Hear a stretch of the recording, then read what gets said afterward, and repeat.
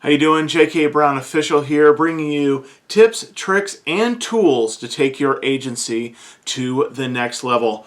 Today's episode, what we're going to be talking about is how to hone in who you're marketing to and who you're building out all of your assets and dedicating your ad spend to. So today, finding that client and building an avatar. And I'm not talking about blue aliens. Next.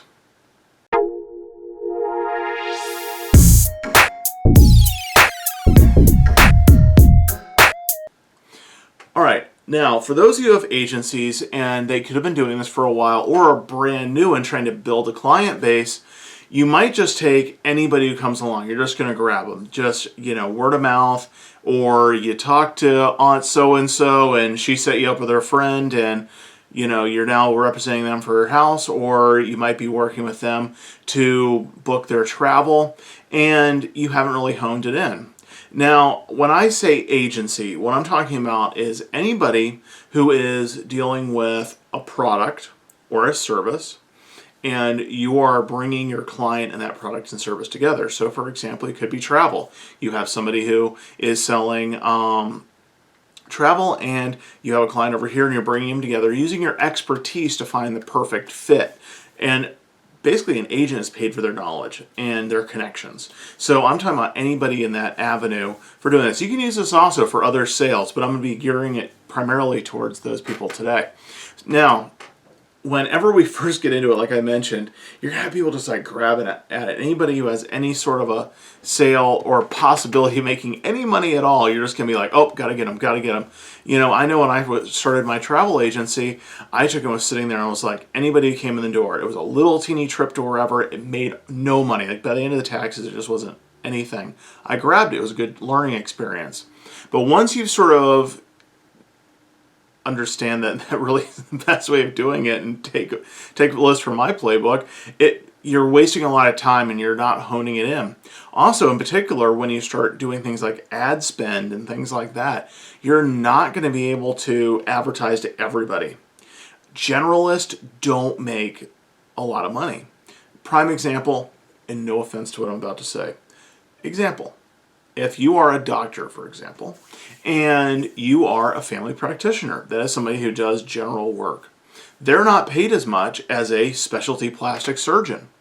They're just not, because there aren't as many of them. Also, they're very niche in what they do. You're able to really hone in. Like, for example, you're not going to go to a family person if you need some cosmetic surgery done, because you are paying for that specialty knowledge. If you build yourself and promote your agency as a specialist, you're able to bring yourself to a higher value point, and that scarcity of who's able to do it goes up. That starts by finding your ideal client and creating an avatar.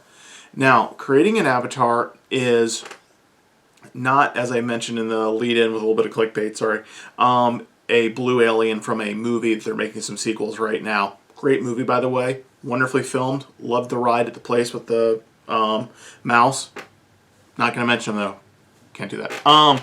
But it's basically a caricature and an image of somebody that you're actually going to market to. And it makes it easier, because we're very visual critters, to hone in that. So you can take this to the point that I'm going to show you, bringing it all the way up to extreme detail. And I'm going to have a little worksheet attached to this that you can build out your avatar. Now, what you're going to start out with is determining what you're trying to sell them. Okay, so you're going to take and sit in your head and go, okay, so, I am trying to break into the niche of a luxury travel advisor. Okay, so I'm going to take and look at gearing at that person. So, okay, let me think. In my head, what are they like? Okay, I'm going to give them a name straight off the bat. Okay, and I'm going to go ahead, and this is going to be Janice, for example. So Janice is a 55-year-old, soon-to-be retired accountant with 2 adult kids, and married, lives in Washington, D.C. Okay, Now, I've laid out the fact, I've given them a name so I can in my head go, okay, I got to market to Janice. I'm trying to get Janice to come work with me.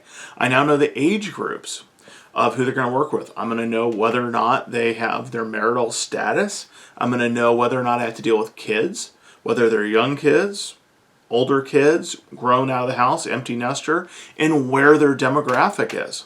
You're going to want to wrap that around your knowledge base, though. So, for example, if I'm in a business like, for example, real estate, and I am trying to build a client base, I'm not going to try to build a client base 200 miles where I don't have a license. I'm going to build it locally, but I'm going to try to hone that in. I'm going to pick a specific area of the community. They live in this expensive part of the town. They are coming from this part of town if you have transient people. I'm going to hone them in. I'm going to pick that location. I'm even going to take and look at what they did as a job. Like I said, accountant. So I'm going to, okay, what are accountants into? I'm even going to look at things like what is their income. Between her and her husband, they make $250,000. Okay, upper scale price point. I know what they do. I know some of those people are going to hang around. I'm even going to look at their educational background. Because, for example, somebody who has a lot of higher education experience, they might have a little bit more travel experience because those things kind of sometimes go hand in hand. Just like if, for example, if I said their occupation and their background was military, they're going to have a different experience and a different set of qualifications. So that's why I'm picking all of that, so that I can wrap my head around all of that. I'm going to pick all of those specialty little points with it. The next thing I'm going to do is I'm going to look at that client and I'm going to put myself in their shoes. Okay, I have advanced education. I have fairly large disposable income. I'm near major airports.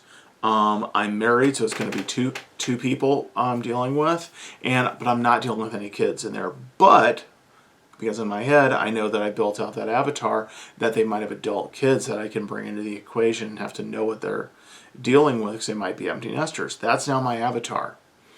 I'm then going to take what my services are and I'm going to look at what that person might need help with. What are their challenges? So is it, for example, when you're dealing with somebody who has a high pressure job and is at the point in maybe an executive level, like, or owns their own business like a CPA, I'm going to take note, what is it? I'm going to look at time as a constraint for them. Knowing the information, they know they want to hire a specialist because they said they're a CPA. They understand the value of somebody because they want you to be, for example, because of their business, they're a CPA. They're going to want to take and know that they have the experience that you're not going to use QuickBooks, you know the CPA. So you're going to look at that level of knowledge that you're going to put them in their shoes. They're not going to want somebody that's a one-size-fix. Then you're going to look at where the pain is. So, for example, like I said, that client who's sitting there, they're generally, because of the background we've chosen for them, they're going to be low on time and they're going to be low on knowledge and wanting to find somebody with the ability to connect them with their goal and what their knowledge base needs to be. I've now taken what their pain is and I brought it around.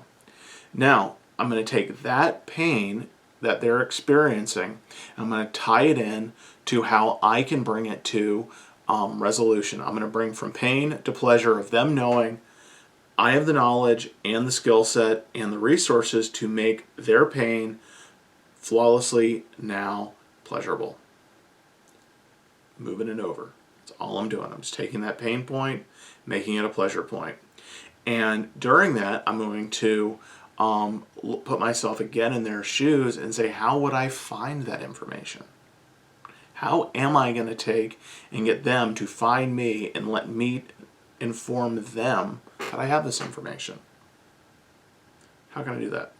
Really simple. I'm going to look at where do those people hang out, what are their circle of influence, and how do they generally make their decision. So, for example, I'm going to look at where they hang out. I'm going to look at their online forums. So, for example, if I know they're CPAs, I might look on some of those CPA forums. Are they advertising anything? Are there any benefits?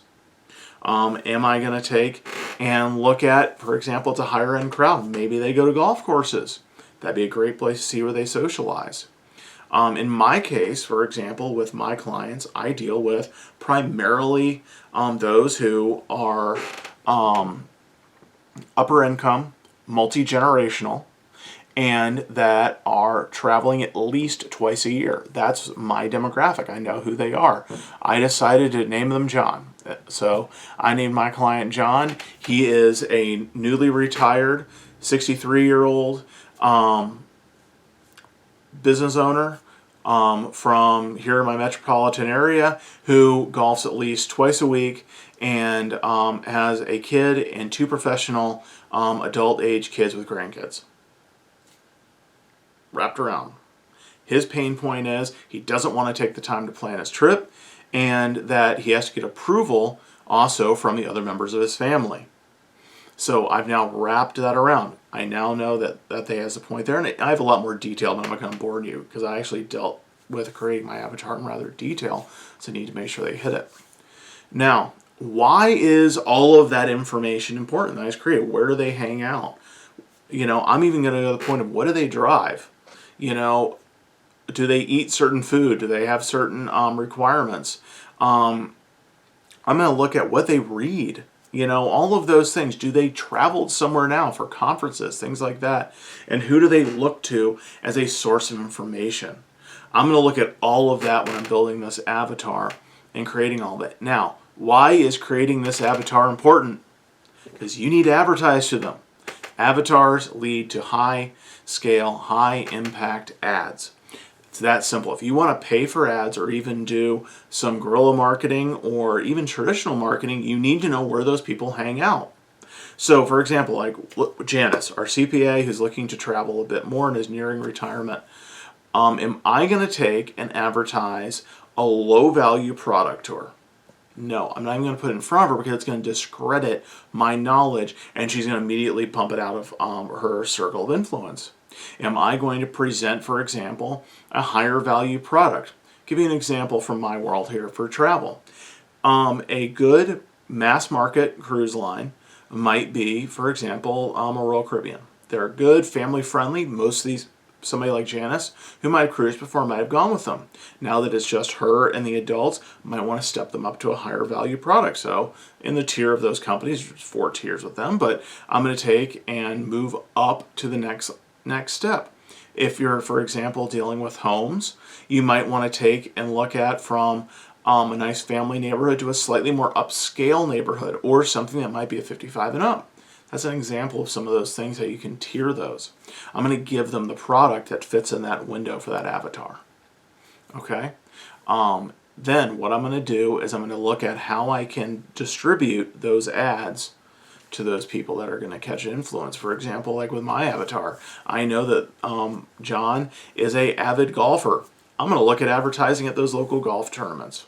I might even join the club and start playing over there. Those types of things will build your influence and be able to hone in that avatar. Now, here's the thing, and this is what nobody likes to do because it's homework. Write it down. If you don't write it down and post it, you're not going to circle in it. In fact, I actually took it down because I have client information on it, and I believe in confidentiality like that. But that empty space you see behind me on that bulletin board is where I put my avatars. I actually advertise now because I've been doing this long enough. I have several people I like to advertise to because of my client base. I deal a lot with people in the local area, so I actually have more than one for that because I also now have a team of people that help me. So we have multiple avatars we advertise to. If you're a solopreneur, pick one. Start there. Don't try to go too deep in this, y'all. You're gonna bury yourself. And because generalists don't win in the game of They just don't. So you need to hone in and pick your client you're going to go after. It doesn't mean you can't expand it later, but pick that as a point because you're going to have some fallout on either side of that when you create those ads. So a little bit on finding your perfect client, creating your avatar, and honing in the perfect advertising scheme starts with that avatar, y'all. So hope you enjoyed it. If you have any questions, drop them in there. Please do me a favor and hit the subscribe and turn on those notifications. They're all down there depending on who you have right here. And I look forward to having you guys in the next one. Make sure you connect with us also on Facebook, JK Brown Official. We'll be having some great information coming up. With that being said, have a good day, everybody. Keep crushing it.